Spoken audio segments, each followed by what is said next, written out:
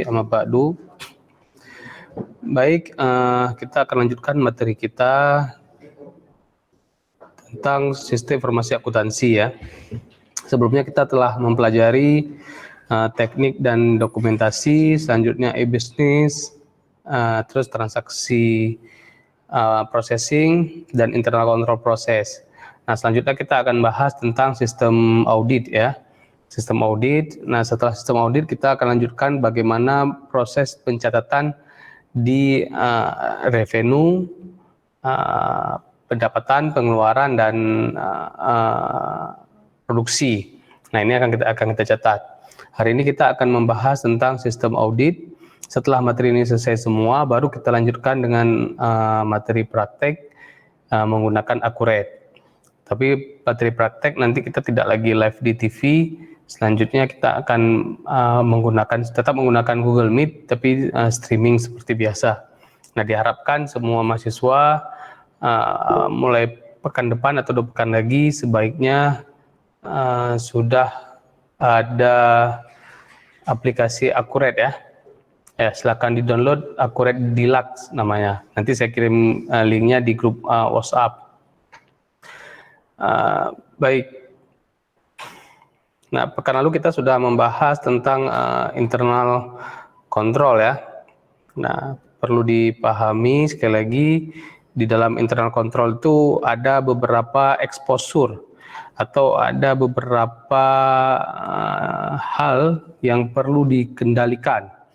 Misalkan pendapatan yang cacat, kerugian akibat kehilangan aktiva, sanksi hukum, ketidakmampuan untuk bersaing, pencurian dan kecurangan, akuntansi tidak akurat, interupsi bisnis, biaya terlalu tinggi. Nah, ini beberapa kejahatan atau exposure yang terekspos yang bisa ditanggulangi. Nah, oke. Nah, ini sudah kita pelajari beberapa pekan lalu. Kemudian bagaimana kita meminimalisir exposure tersebut dengan manajemen risiko namanya, atau ya dengan melakukan penilaian risiko. Nah, ini penting dilakukan. Nah, selanjutnya itu kan dari sisi manusianya.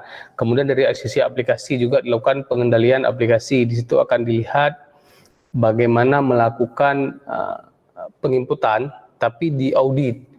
Proses input. Nah, kita akan lihat nanti di sini bagaimana dari sistem input itu yang diaudit. Ini beberapa pengendalian. Nah, kemudian kita bisa memeriksa jejak yang diisi. Nah, ini ada tahapan. Ya, pekan lalu kita sudah lihat daftar transaksi untuk memelihara jejak audit. Ya, kita bisa lihat dari tahap input, tahap proses, dan tahap output. Kita bisa menjadi 3. Nah, kita bisa mengaudit dari mana salahnya, apakah salah di input, atau di pemrosesan, atau di tahap output. Baik, kalau ada pertanyaan tentang materi pekan lalu, silakan ditanyakan, boleh melalui kolom chat. Baik, ada yang chat. Oke, kita lanjutkan saja materi pekan ini. Ya, sistem audit. Ya, kita lihat dulu definisi audit. Nah, audit itu suatu proses, ada banyak definisi audit ya di sini, ada banyak definisi audit. Audit itu suatu proses sistematik yang bertujuan untuk memperoleh dan mengevaluasi bukti yang dikumpulkan. Jadi bukti-bukti yang dikumpulkan misalkan ada dicatat bond, kemudian invoice dan lain sebagainya. Nah, bukti-bukti tersebut dievaluasi atas pernyataan atau asersi tentang aksi-aksi ekonomi dan kejadian-kejadian, dan melihat bagaimana tingkat hubungan antara pernyataan atau asersi dengan kenyataan. Nah, misalkan ngakunya beli laptop 10 unit. Nah, itu akan dilihat buktinya dari kwitansi 10 unit, apakah secara fisik laptop itu ada 10 unit. Nah, ini namanya ya salah satu contoh audit ya. Kemudian misalkan yang lebih rumit, kualitas gedung tersebut seharusnya dibangun dengan besi berapa mili, selanjutnya dibangun dengan berapa mili. Nah, ini nama juga audit. Jadi membandingkan apa yang ada di bukti dengan apa yang ada di lapangan. Nah, kemudian mengkomunikasikan hasilnya kepada yang berkepentingan. Nah, misalkan siapa yang berkepentingan di situ? Ya, usernya. Nah, di sinilah dikomunikasikan. Nah, ada juga definisi audit, suatu pemeriksaan yang dilakukan secara kritis dan sistematis. Nah, maksud sistematis ini berarti ada tahapannya ya. Ada tahapan, ada prosedur, ada langkah-langkah yang harus diambil. Nah, siapa yang melakukan audit? Nah, kalau dari definisi ini katanya pihak yang independen. Jadi pihak itu tidak terikat dengan apa yang diaudit. Misalkan mau diaudit uh, laporan keuangan. Nah, dia tidak boleh bagian dari orang yang membuat laporan keuangan. Dia harus independen. Nah, independen di sini boleh jadi didefinisikan orang dari luar perusahaan tersebut atau orang dari luar bidang tersebut. Nah, tapi dalam perjalanannya ternyata auditor, orang yang melakukan audit itu boleh dari dalam, boleh dari luar. Nah, boleh dari internal, boleh dari eksternal. Tetapi dia harus independen. Nah, ya pemeriksaan dilakukan secara kritis dan sistematis terhadap laporan keuangan yang telah disusun oleh pihak manajemen beserta catatan-catatan pembukuan dan bukti-bukti pendukungnya. Nah, siapa sebenarnya yang memerlukan audit ini? Biasanya yang memerlukan audit ini ya bukan manajemen, tapi konsumen dan pemilik perusahaan. Nah, itu yang memerlukan audit. Misalkan anggaplah perusahaan X tersebut dimiliki oleh Bapak Z. Nah, Bapak Z mempercayakan perusahaan X kepada Bapak M misalkan. Nah, selanjutnya Bapak M setelah berjalan setahun itu melakukan banyak hal kinerja-kinerja di dalam perusahaannya sehingga apa yang dilakukan oleh Bapak M itu dibuat laporan. Nah, namanya laporan keuangan misalkan. Nah, laporan keuangan ini diberikan kepada pemilik ya Bapak Z tadi. Nah, ternyata dalam perjalanannya Bapak Z memerlukan suatu pembuktian ya terhadap kinerja si Bapak M ini. Nah, bagaimana dilakukan Bapak Z? Bapak Z meng-hire Bapak B misalkan. Bapak B ini datang ke perusahaan X tadi meminta untuk dilakukan audit atas permintaan ini. Nah, selanjutnya Bapak M menyiapkan bukti-bukti ya, menyiapkan bukti-bukti, catatan-catatan pendukung. Nah, ini diaudit, disesuaikan. Nah, nanti hasil audit ini akan keluar ya, keluar hasilnya, opini lah, namanya opini. Opini itu ada beberapa, ada wajar dengan pengecualian, ada wajar tanpa pengecualian. Selanjutnya ada disclaimer, ya tidak diterima misalkan. Nah, ini beberapa opini-opini yang ada dalam audit. Oke, apa tujuannya? Untuk dapat memberikan pendapat mengenai laporan kewajaran laporan keuangan tersebut. Nah, seperti dijelaskan tadi. Ya, itu tujuan di audit. Nah, ini definisi audit secara umum. Tapi yang perlu diketahui bahwa yang kita maksud audit di sini bukanlah audit akuntansi, ya, tapi audit sistem informasi. Nanti akan kita lihat. Tapi sebenarnya audit sistem informasi ini bagian dari audit operasional. Nah, cuman karena TI ini berkembang begitu pesat sehingga orang membedakan antara audit operasional dengan audit TI sehingga muncullah IT governance seperti itu. Oke. Nah, audit dapat dilihat pada beberapa aspek ya. Misalkan siapa ini jenis audit berdasarkan kelompok ya. Ini jenis audit berdasarkan kelompok atau pelaksana audit. Nah, siapa yang melakukan audit? Jadi ini ada jenis-jenisnya. Ya, ada namanya auditor eksternal. Nah, terus ada auditor internal. Kemudian ada auditor pajak. Kemudian ada auditor pemerintah. Nah, bagaimana bedanya? Auditor eksternal itu adalah auditor yang bekerja di kantor akuntan publik atau kantor tersendiri dia. Ya. Misalkan kalau kalian lihat isi minyak di SPBU, itu kan ada tulisan TUF ya, TUF Renlen. Nah, pasti pas. Artinya apa? Hampir semua SPBU yang berlogo pasti pas itu sudah diaudit oleh perusahaan TUF. Nah, ini perusahaan TUF ini adalah auditor eksternal atau independen. Nah, yang statusnya di luar struktur perusahaan ya, dia bukan bagian dari perusahaan yang diaudit.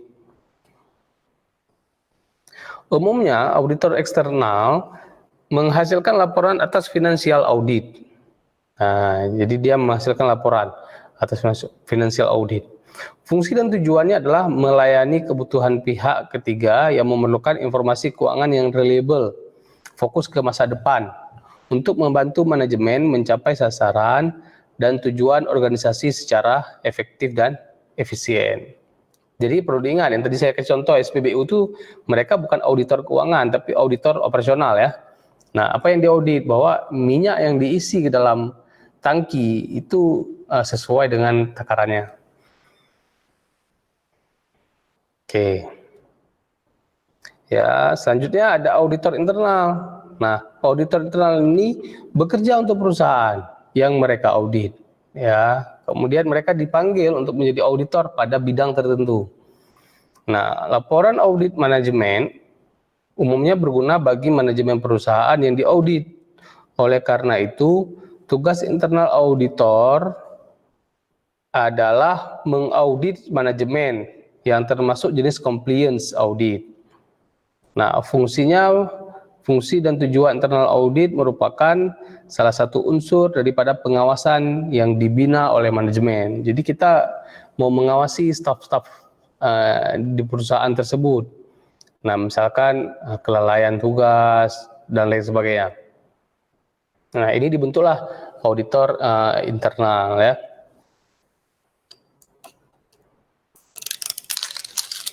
Baik, apabila ada pertanyaan silakan ditanyakan ya.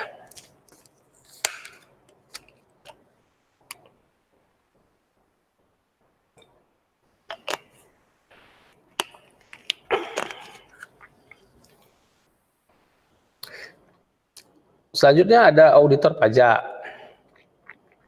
Nah, auditor pajak ini dia pegawai pemerintah ya. Ya kalau di Islam mungkin namanya auditor zakat ya. Auditor zakat dia kerjanya di pemerintah juga, di Baitul Mal gitu. Nah, tugasnya apa? Dia melakukan pemeriksaan ketaatan wajib pajak yang diaudit terhadap undang-undang pajak yang berlaku. Nah, bedanya sama auditor zakat apa? Auditor zakat dia mencari tahu jumlah harta yang dimiliki. Ini juga mencari tahu, tapi tidak seperti itu. Dia cuma memeriksa bahwa si wajib pajak itu melaporkan nggak pajaknya. Kemudian ada auditor pemerintah. Nah, auditor pemerintah banyak sekali ya. Ada inspektorat, kemudian ada BPK, nah kemudian ada KPK lagi sekarang. Nah, itu auditor juga. Polisi juga mungkin auditor itu. Nah, ya sekarang lagi sedang gencar-gencarnya diaudit para pengendara sepeda motor. Nah, itu tugas auditor. Ya, memeriksa semua pengendara motor apakah memiliki kelengkapan kendaraan. Jadi kalian mahasiswa ini harus lengkapi surat-surat kendaraan ya. Nah, auditor pemerintah tugasnya menilai kewajaran informasi keuangan yang disusun oleh instansi pemerintah. Di samping itu, audit juga dilakukan untuk menilai efisiensi, efektivitas, dan ekonomisasi operasi program dan penggunaan barang milik pemerintah. Kemudian bagaimana kalau yang diauditnya jabatan? Ya, namanya misalkan anjab gitu kan. Nah, itu juga ada di pemerintah juga ada. Jadi seseorang di pemerintah itu kapan level jabatannya diaudit. Oke. Siapa contoh-contoh auditor pemerintah? Ada BPK, ada BPKP ya. Kalau BPK kan simpang BPKP misalkan. Nah, itu simpang BPKP itu orang auditor. Kemudian sebelumnya lagi dekat ke Gramedia itu ada gedung keuangan BPK namanya. Kemudian di belakang Taman Sari, di belakang Taman apa itu namanya, Ratu Safiyatuddin, itu juga ada inspektorat. Nah, itu tuh auditor.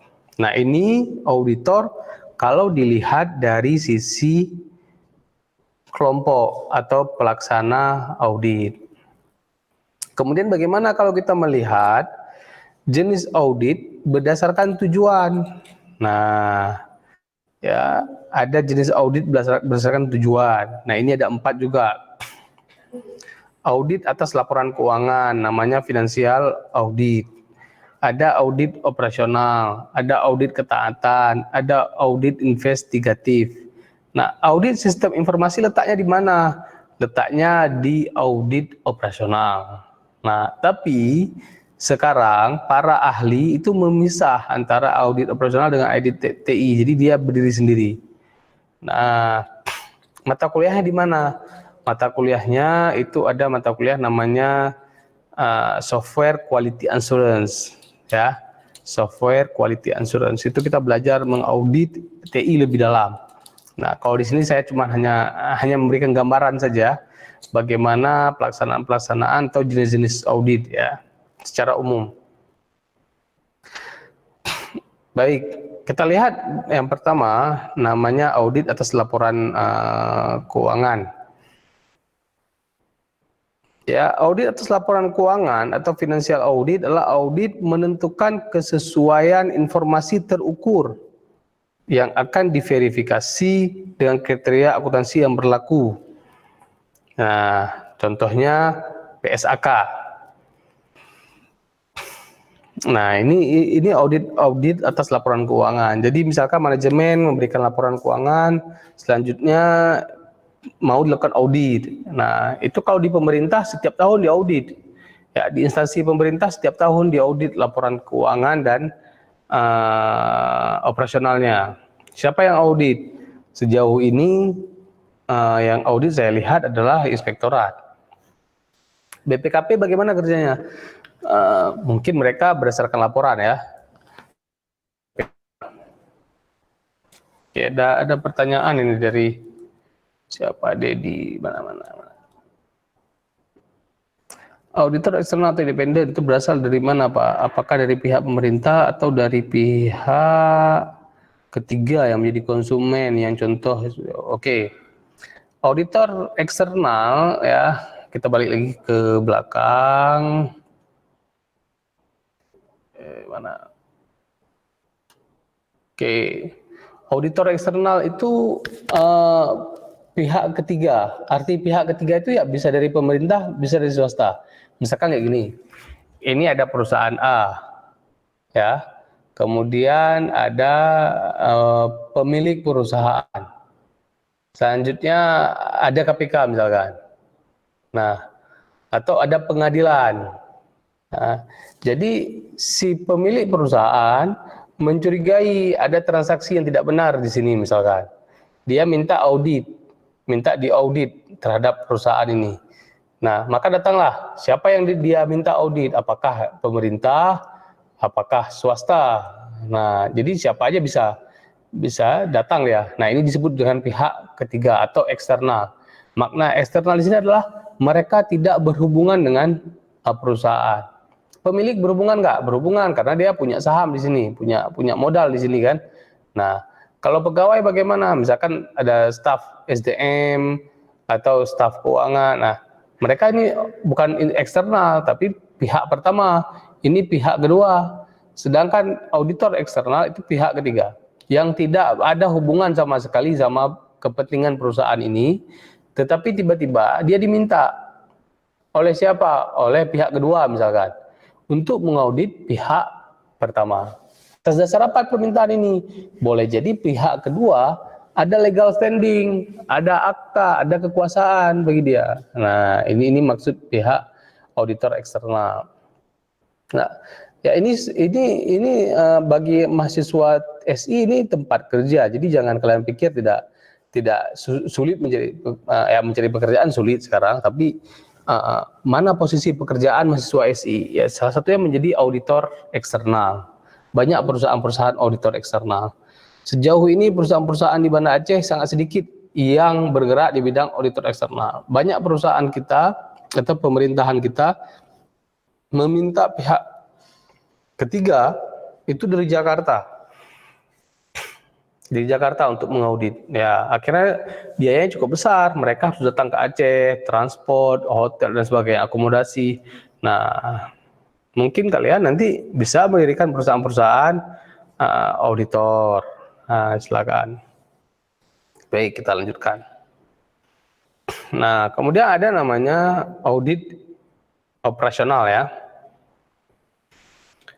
Itu di audit operasional yang ditelaah adalah prosedur SOP ya, metode operasi suatu organisasi untuk menilai apakah sumber daya ekonomi yang tersedia dapat dikelola secara ekonomis, efisien dan efektivitas. Nah, jadi yang di audit itu apa? SOP-nya. Contoh misalkan, apakah Ubudiah telah menjalankan SOP yang benar untuk penerbitan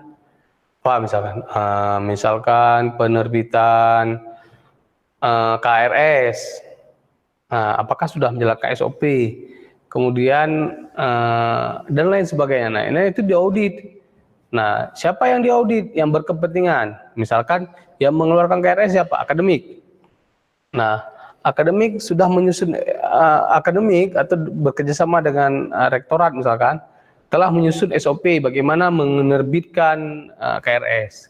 Kemudian staf akademik, katakanlah Ibu X, apakah Ibu X ini menjalankan tahapan-tahapan tersebut? Nah, ini namanya diaudit. Ya, KRS keluar, tapi apakah proses keluarnya KRS itu sudah sesuai dengan prosedur yang ditetapkan? Nah, itu seperti itu. Nah, hasil dari rekomendasi audit operasional ini adalah yang pertama misalkan efektivitas. Ya, efektivitas. Efektif yaitu tercapainya tujuan atau manfaat. Ya. Tujuan atau manfaat dalam melakukan pengujian, kita dapat mengukur efektivitas kegiatan dengan merinci tujuan audit sebagai berikut, misalkan outputnya apa, proses inputnya bagaimana. Nah, selanjutnya efisiensi, ekonomis ya, efisiensi, seberapa efisien hubungan antara input dan output. Nah, itu penting. Ekonomis, kemudian ini perolehan input untuk pelaksanaan itu bagaimana? Apakah ekonomis atau tidak? Nah, begitu. Baik, untuk audit ketaatan dan audit investigatif itu akan kita bahas setelah pariwara berikut ini. Baik, kita rehat sejenak ya. Silakan disiapkan pertanyaan-pertanyaannya. Baik, kita lanjutkan setelah pariwara.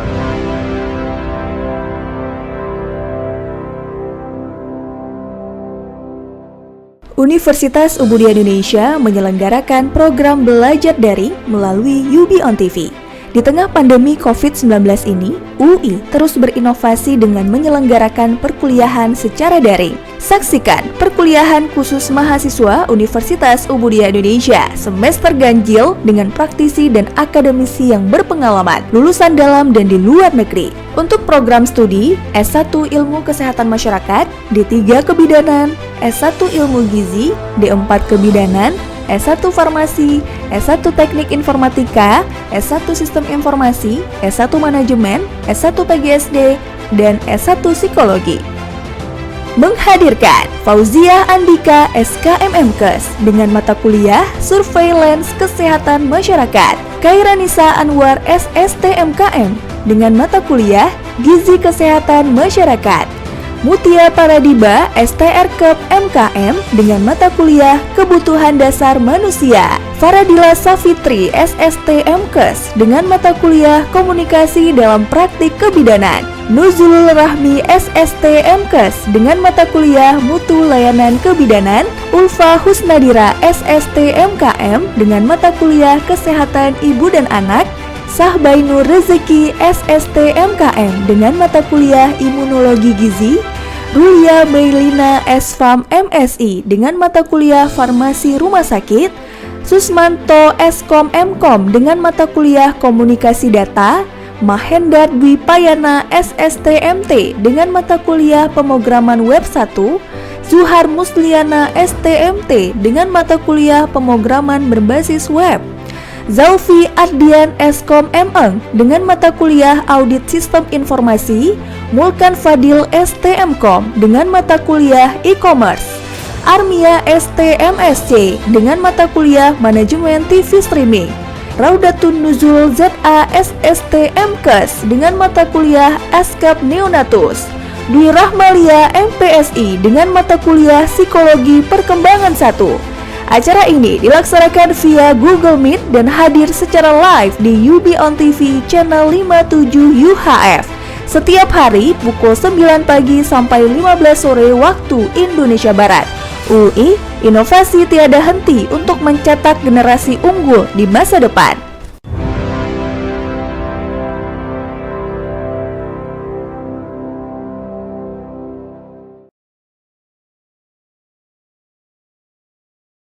Di tengah pandemi COVID-19 ini, banyak dari kita yang masih tetap dituntut untuk bekerja atau produktif dan mengadakan meeting walaupun dari rumah. Masyarakat ramai-ramai mencari dan beralih ke aplikasi video conference. Universitas Ubudiah Indonesia merekomendasikan kamu untuk menggunakan Google Meet. Untuk kamu yang belum tahu cara menggunakannya, simak video berikut ini. Masuk ke situs berikut ini lewat browser Chrome, Mozilla, Firefox, dan lain-lain.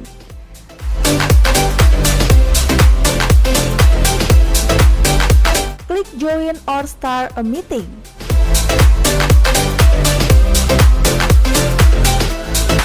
Situs akan meminta izin untuk mengakses kamera dan mikrofon. Setelah diberi izin, kamu bisa langsung mengklik opsi Join Now. Untuk membuat ruang meeting virtual atau present untuk melakukan presentasi lewat tampilan layar personal komputer atau PC. Jika ruang meeting virtual sudah siap, kamu bisa undang partisipan meeting lainnya dengan copy-paste link video conference tersebut atau tambahkan orang menggunakan alamat email dan tunggu mereka bergabung ke dalam conference. Cara menggunakan Google Meet dengan handphone. Pertama-tama, download terlebih dahulu aplikasi Google Hangout Meet di Play Store Android Anda.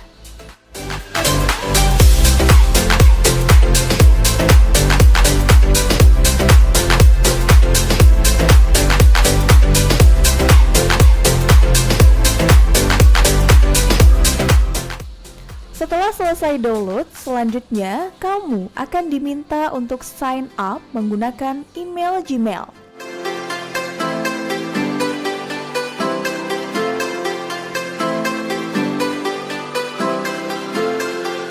Setelah sign up, kamu bisa langsung melakukan percakapan kelompok, baik itu grup chat maupun video conference.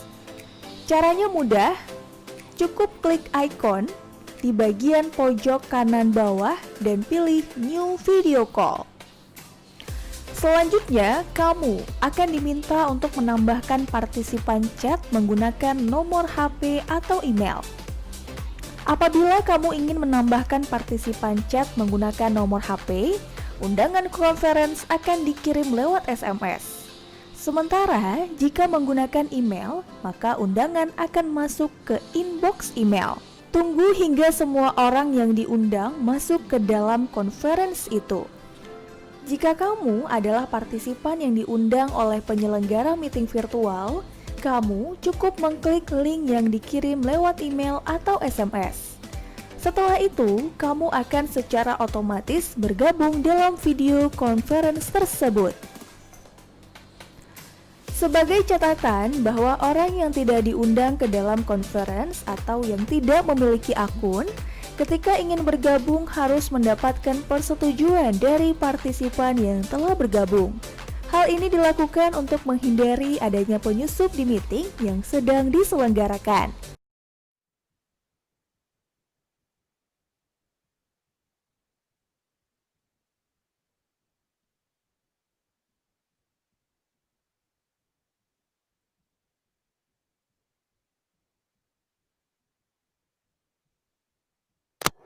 Ada audit laporan keuangan, ada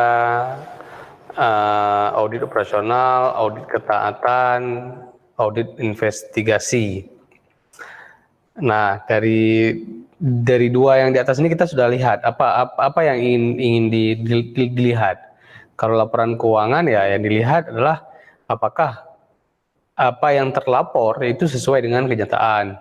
Kemudian kalau operasional ya dia dilihat bagaimana tahapan-tahapan dilakukan oleh pengelola, apakah sudah sesuai dengan SOP yang berlaku.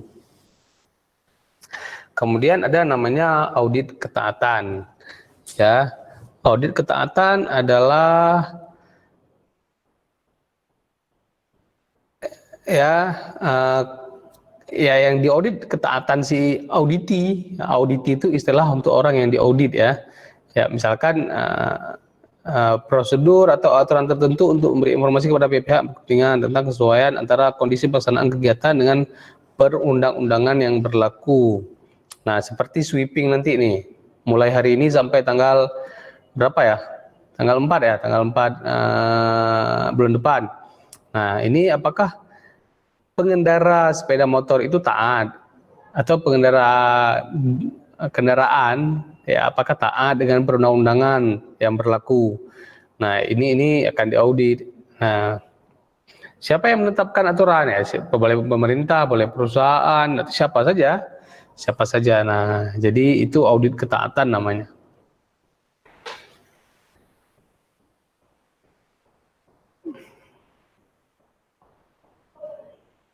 Nah,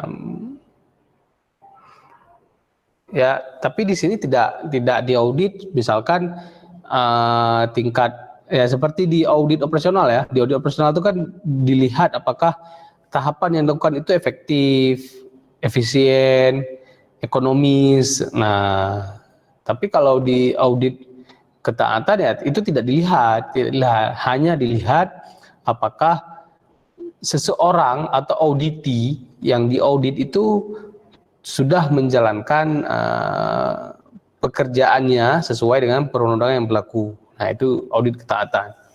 Nah, misalkan dibuatlah SOP di Ubon on TV. Misalkan staf itu tidak boleh tidur di jam kerja. Nah, ternyata ada yang tidur di jam kerja. Nah, itu apakah dia taat? Nah, ini juga disebut dengan audit ketaatan. Nah, selanjutnya audit investigatif ya. Audit investigatif itu ya investigasi, misalkan ada suatu kejadian. Nah, itu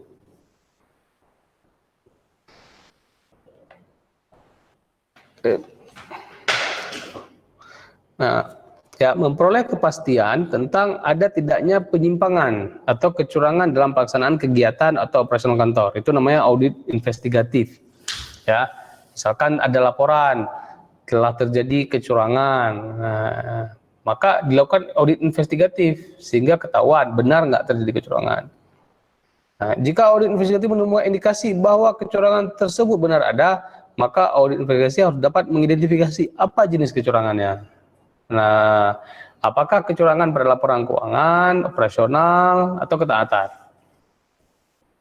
Nah, kemudian di dalam audit investigatif itu harus diketahui apa jenis kecurangannya, siapa yang harus bertanggung jawab atas kecurangan tersebut, di mana dan bagaimana kecurangan tersebut terjadi. Nah, itu yang dilakukan di audit investigatif. Ya sama seperti ini KPK lah, KPK, polisi, ini namanya audit investigatif, jaksa penuntut umum ya. Itu namanya audit investigatif. Nah, jadi ada peran-perannya semua. Nah, kemudian kita bisa melihat audit sistem informasi. Nah, audit sistem informasi sebagai kegiatan tersendiri dia. Dia terpisah daripada keuangan. Walaupun kita sekarang mengaudit sistem informasi akuntansi.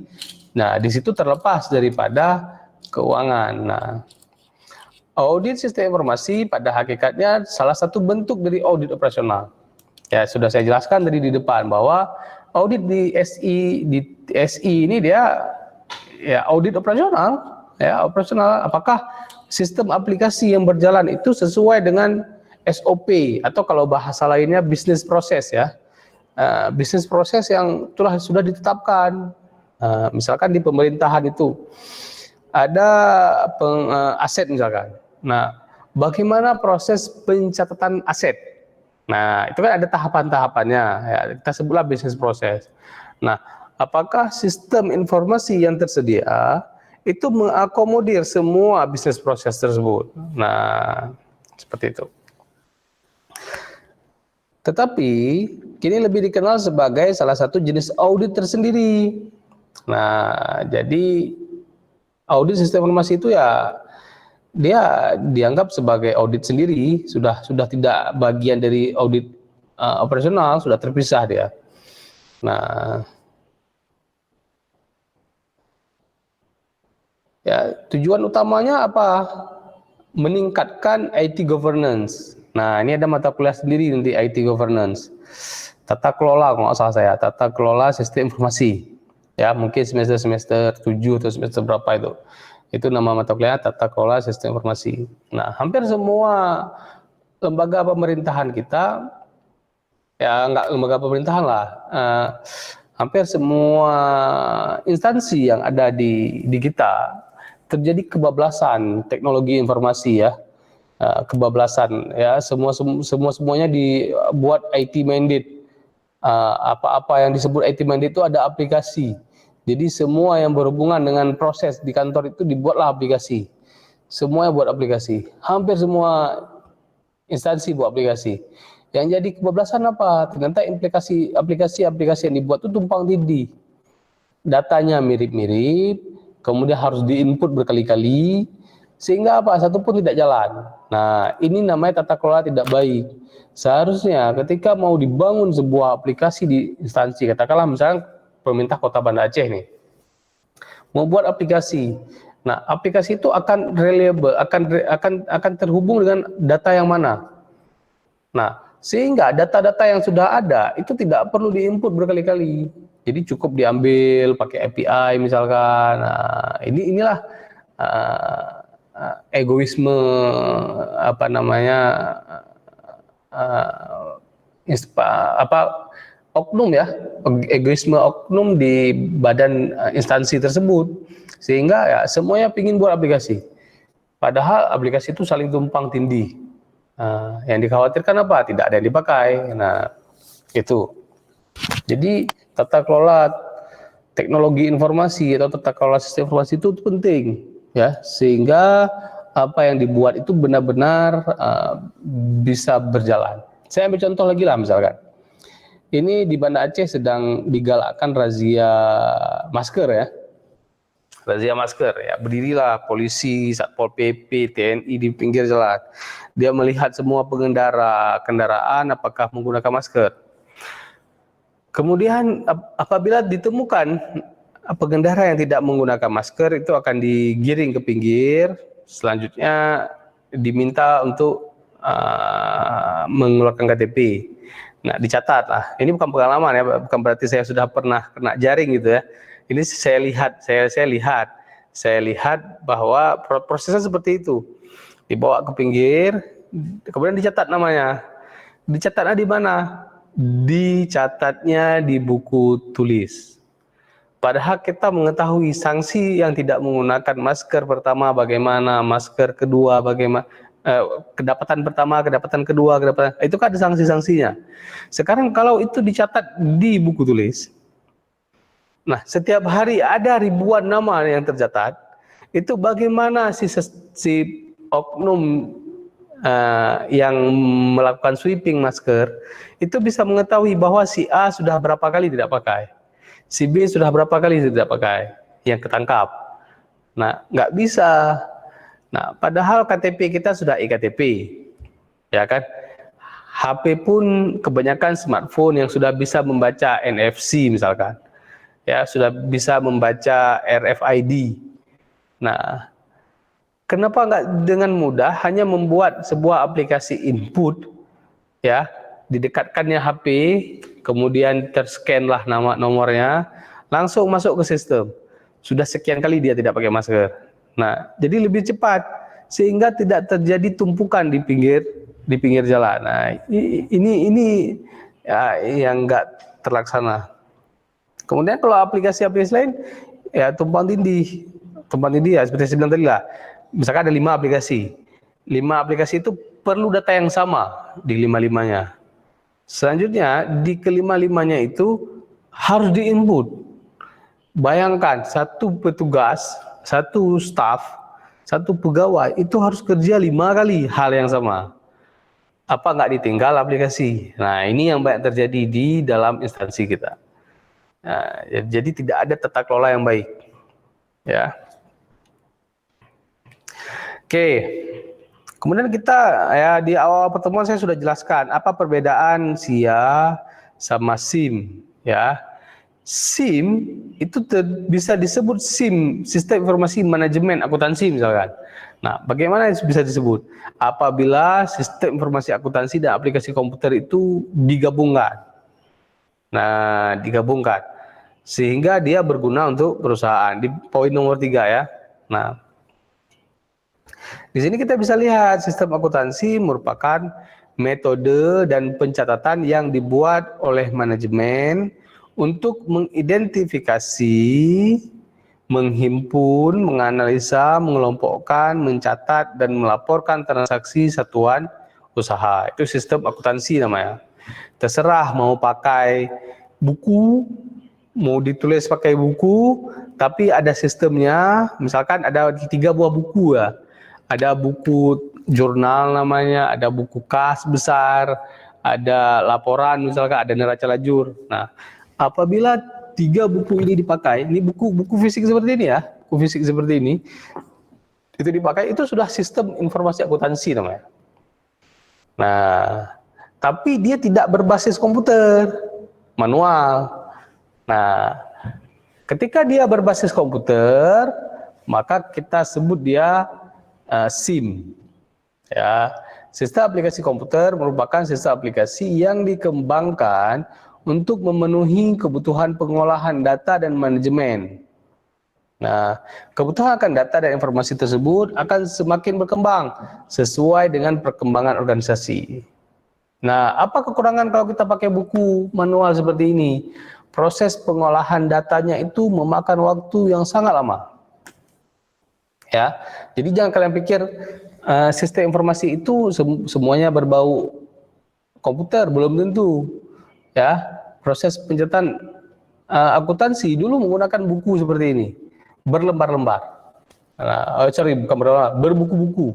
Ada buku A, buku B, buku C. Ya, saya kurang paham itu ya, karena ya ini saya baca sekilas saja. Ada buku A, buku B, buku C. Nah, itu saya, ya kalau sekarang ibaratnya ada buku jurnal misalkan, ada buku transaksi, ada buku kas besar, kemudian ada buku neraca lajur misalkan. Nah, itu. Ya, nah jadi dua ini digabung, yang sistem informasi akuntansi sama sistem aplikasi komputer digabung. Nah, baru dia disebut sebagai sistem informasi manajemen yang berguna untuk perusahaan. Ya, kalau ada pertanyaan silakan ya. Ini saya lihat ada chatting di grupnya apa nih? Audit apa saja yang bisa dilakukan oleh SI, Pak?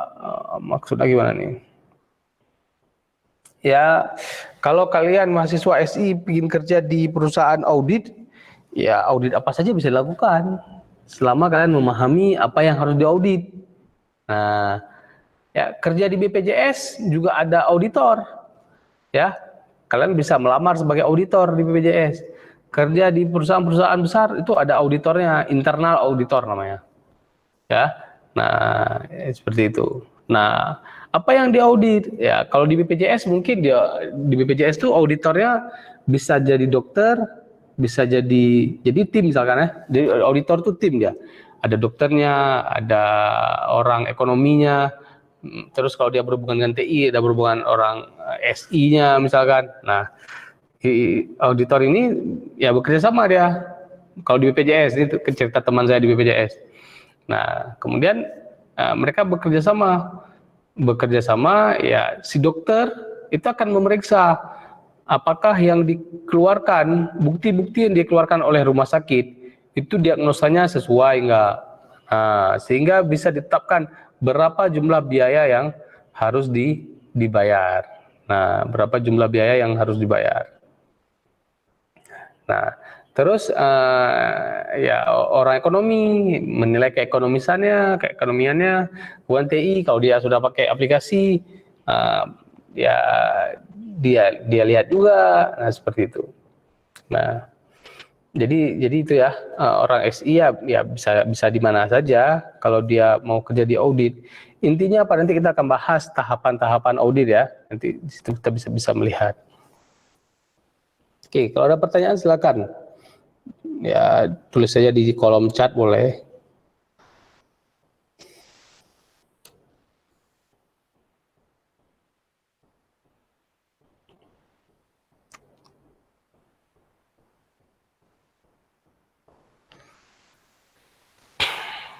Oke, pengendalian sistem ya.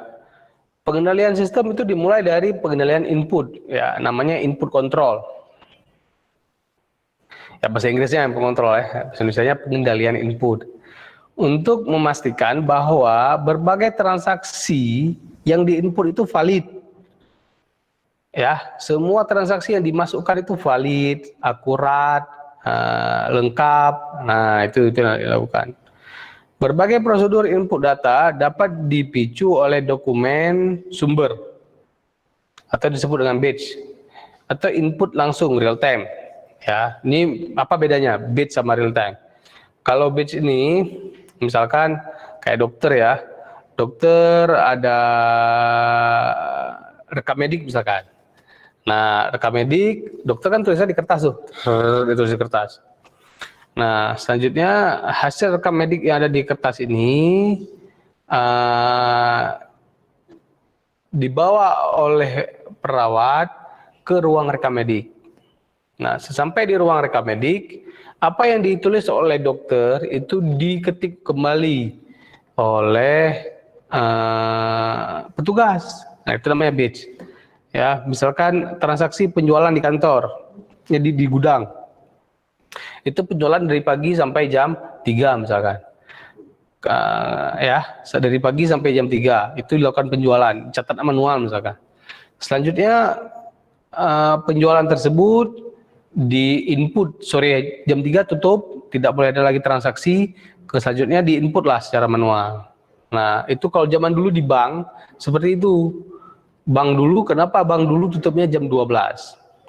Nah, karena dia batch ya, dari pagi dia melayani nasabah sampai jam 12, semua buktinya dalam bentuk kertas.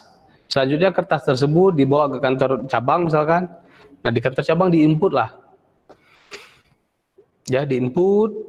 Nah, diinput ya sampai jam 5 selesai, baru mereka bisa pulang. Nah, itu namanya batch. Kalau sekarang sudah real time. Ya. Makanya kantor bank itu tutupnya jam 3. Bahkan ada bank yang tutup jam 4. Ya, mereka hanya meninggalkan 1 jam dengan jam kerjanya. Nah, ya ini karena sudah real time, jadi langsung diinput. Begitu ada nasabah, langsung transaksi, langsung diinput. Nah, proses penginputan ini baik yang batch maupun yang real time itu harus dikendalikan. Namanya pengendalian input. Ada 6 hal yang harus diperhatikan. Yang pertama, dokumen sumber, ya, dokumen sumber. Nah, apa sumbernya. Kalau tadi contoh-contoh tadi yang saya berikan itu ada dari dokter, ada dari sales penjualan ya. Nah, selanjutnya pengendalian pengolahan data. Setelah diinput, dilihat data yang diinput itu sesuai nggak dengan dokumen sumbernya. Nah, selanjutnya ketika diolah, apakah hasil olahan tersebut sesuai dengan rumus yang telah diberikan? Boleh jadi diinput benar. Ketika pengolahan terjadi kesalahan, misalkan di sistem membaca nilai koma dengan titik, tapi kita buat koma misalkan. Nah, tidak dibuat validasi di situ ya, waktu di proses input real time tidak dibuat validasi, sehingga koma itu akan tersimpan ya. Nah, koma tersebut akan tersimpan ketika dijumlahkan dengan operator. Jadi ketika dilakukan perhitungan dengan operator, maka akan ketahuan, oh ternyata ada kesalahan pengolahan data, ya, itu namanya. Selanjutnya pengendalian validasi, ya. Validasi ini misal contohnya ya, misalkan saya tugasnya sebagai input, saya menginput data, setelah saya input, kemudian data yang saya input itu belum diproses oleh sistem selama pimpinan saya tidak melakukan validasi.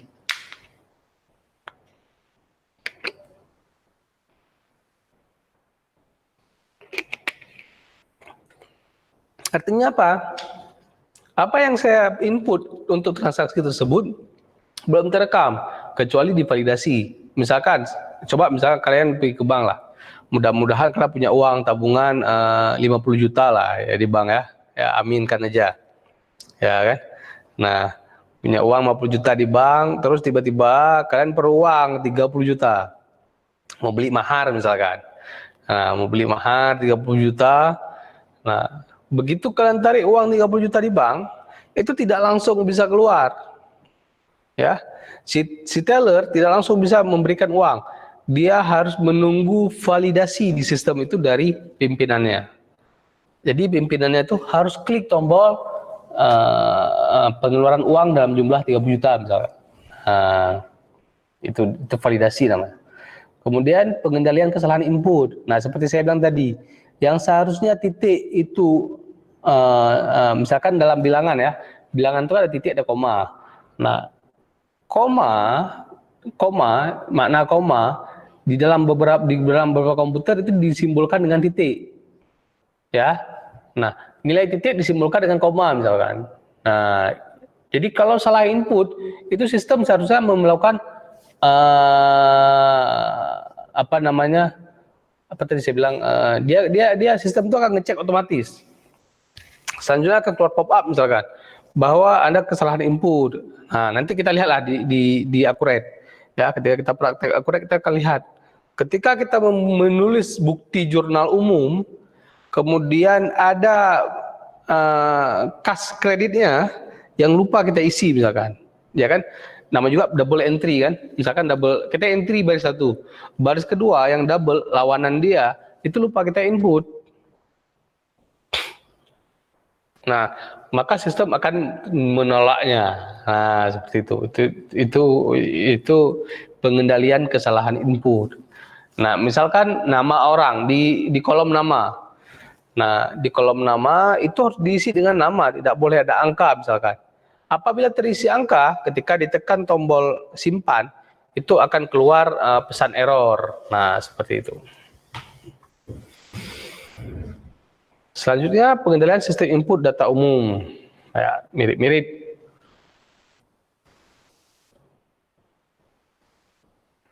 Oke. Nah, kenapa TI itu harus diaudit? Nah, karena dia ada risiko. Ya. Jadi kita harus meminimalisir risiko-risiko tersebut. Saya ambil contoh lah. Sewaktu di auditnya Pustaka Unsia, saya terlibat. Saya diajak terlibat sebagai salah satu eksternal auditor ya oleh pihak Pustaka Unsia. Kemudian ada beberapa hal yang harus diaudit, misalkan kabel, ya kabel. Nah ini misalkan ruangan server. Di ruangan server ini, di mana letak server itu sebaiknya diletakkan. Kemudian bagaimana pengkabelannya. Nah itu harus kita lihat. Misalkan resiko ya, terjadi pemadaman listrik di wilayah Darussalam. Nah artinya sistem tadi itu tidak bisa diakses, ya tidak bisa diakses. Sehingga konsumen itu merasa dirugikan. Nah, apabila ini terjadi, maka Pustaka Unsya belum layak mendapatkan ISO misalkan 9001 misalkan ya, tentang pelayanan.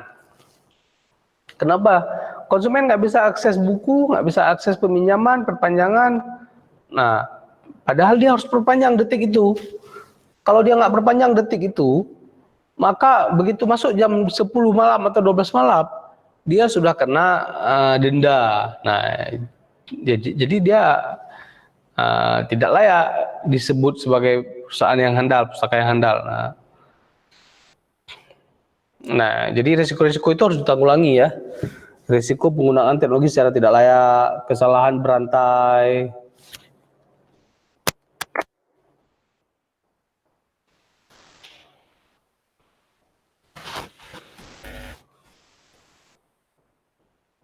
Kesalahan berantai atau pengulangan kesalahan secara cepat, konsisten pada sistem berbasis komputer.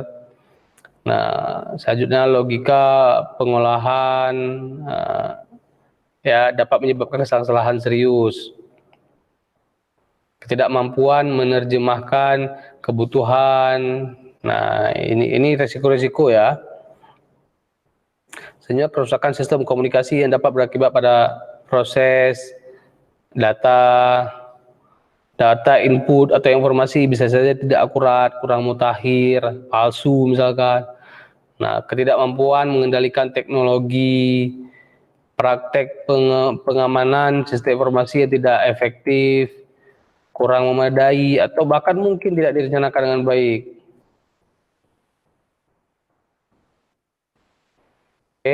Nah, selanjutnya penyalahgunaan atau kesalahan pengoperasian atau penggunaan data, akses sistem yang tidak terkendali. Nah, ini beberapa resiko yang ada di TI atau SI. Jadi kita harus meminimalisir resiko-resiko ini. Ya mungkin akan banyak lagi ya resiko-resiko lain.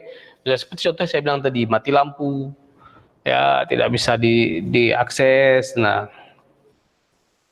selanjutnya ada prosedur audit, ya audit keuangan di TI ya. Nah, ya hampir semua audit prosedurnya kayak inilah. Yang pertama perencanaan audit. Nah, jadi kita sebelum berangkat pergi audit tuh harus punya perencanaan, planning ya.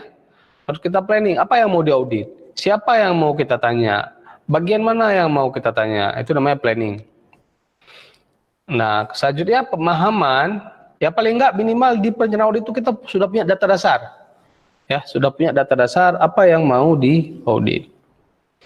Selanjutnya pemahaman sistem dan struktur pengendalian internal.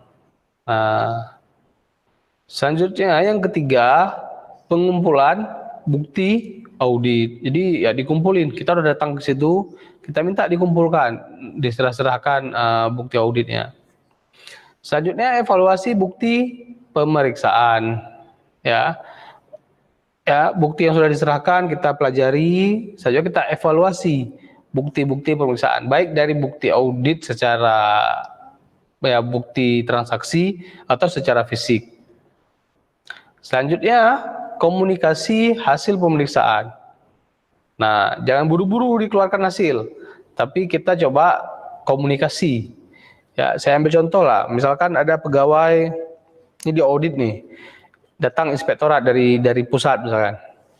Si pegawai ini menerima tukin misalkan, tunjangan kinerja misalkan. Nah, kalau dosen namanya serdos misalkan. Nah, selanjutnya datang dari pusat untuk memeriksa kinerja si staf tersebut, apakah dia benar layak mendapatkan tukin. Oh, ternyata dia sering terlambat, sering begini, sering begitu. Nah, sehingga tidak masuk, jam kerjanya nggak cukup, seharusnya dia tidak dibayarkan tukin senilai seperti itu, maka kelebihannya harus dikembalikan. Nah, itu jangan langsung jadi keputusan, tapi dikomunikasikan dulu, ya. Apakah dipanggil si pegawai tersebut, ditanyakan kenapa. Nah, mungkin ada aspek-aspek yang sebenarnya itu meringankan dia, tapi belum diberikan buktinya. Nah, seperti itu, ya. Jadi itu prosedur audit. Ya, semua tempat sama. Itu kalian harus hafal. Ya, kalau kalian di TI memang penting. Jadi mulai dari perencanaan, pemahaman sistem dan struktur pengendalian internalnya, pengumpulan bukti audit, evaluasi bukti pemeriksaan, komunikasi hasil pemeriksaan. Nah, itu dia.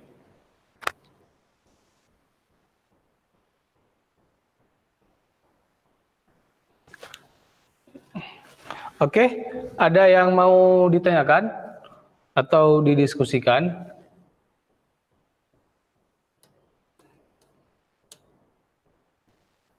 Silakan kalau ada.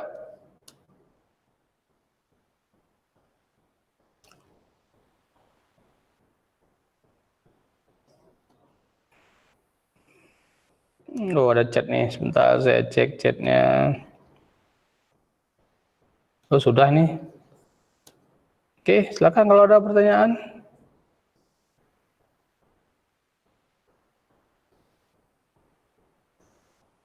Oke, ya, materi topik terakhir. Apa tujuan audit? Nah, apa tujuan audit? Tujuan audit yang pertama adalah pengamanan aset. Perlu kita ketahui ketika kita menggunakan teknologi informasi, maka data itu adalah aset. Ya. Jangan berpikir data bukan aset. Banyak orang beranggapan aset itu hanya bangunan, emas, uang, tanah, misalnya mobil. Nah, tapi kalau kita sudah menggunakan TI, maka data itu adalah aset. Ya, di luar perangkat keras pastilah, software pasti, SDM pasti. Nah, data itu penting, harus dijaga. Banyak orang lalai dengan data. Nah, kalau tidak dijaga, misalkan terjadi kerusakan, kemana mau dicari data? Misalkan udah 10 tahun di input. Nah kan, jadi aset, pengamanan aset. Kemudian yang kedua, efektivitas sistem. Ya. Yang ketiga, efisiensi sistem. Yang keempat, ketersediaan. Nah, availability, jangan ada istilah sistem down, seperti saya bilang tadi. Jangan ada istilah mati lampu, sistem tidak bisa diakses. Nah, itu bagaimana caranya? Nah, berarti harus ada power backup. Apakah pakai genset, pakai solar cell, pakai baterai. Nah, silakan. Itu namanya ketersediaan. Selanjutnya kerahasiaan. Ya, perlu diketahui karena data itu aset, maka dia sangat rahasia. Tidak bisa di-hacking. Selanjutnya handal dan integritas data. Ya. Nah, ada yang mau ditanyakan? Nah, itu tujuan-tujuan audit, ada 7 semuanya. Ya. Saya sedang menyiapkan modul ini supaya kalian bisa memiliki panduannya, hands-on-nya. Saya ya kalau beli buku, banyak buku ya, ada beberapa buku yang harus dimiliki ya, kasihan juga di tengah pandemi seperti ini. Jadi sedang saya siapkan ya, semoga nanti bermanfaat. Oke, ada pertanyaan? Tidak ada. Si Rival udah geleng-geleng kepala tuh. Dedi ada? Murtada ada pertanyaan? Nurul?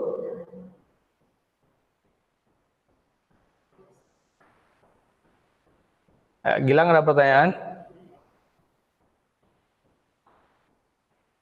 Oke, ya. Kalau tidak ada pertanyaan, maka kita padai saja pertemuan hari ini. Seperti janji kita, pekan depan itu UTS. Ya, mohon disiapkan Excel-nya, dipelajari rumus-rumusnya, kasih tahu ke yang tidak hadir.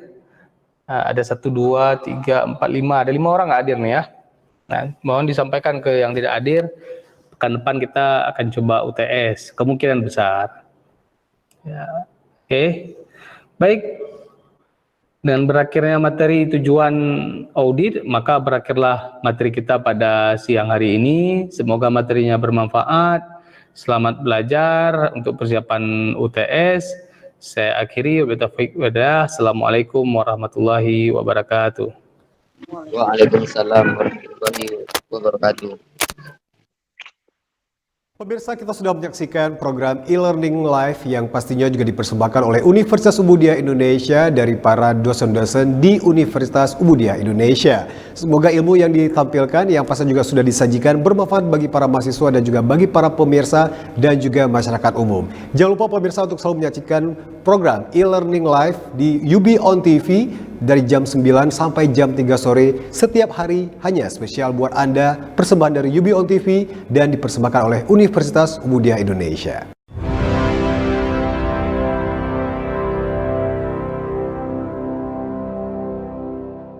Universitas Umudia Indonesia menyelenggarakan program belajar daring melalui UB on TV.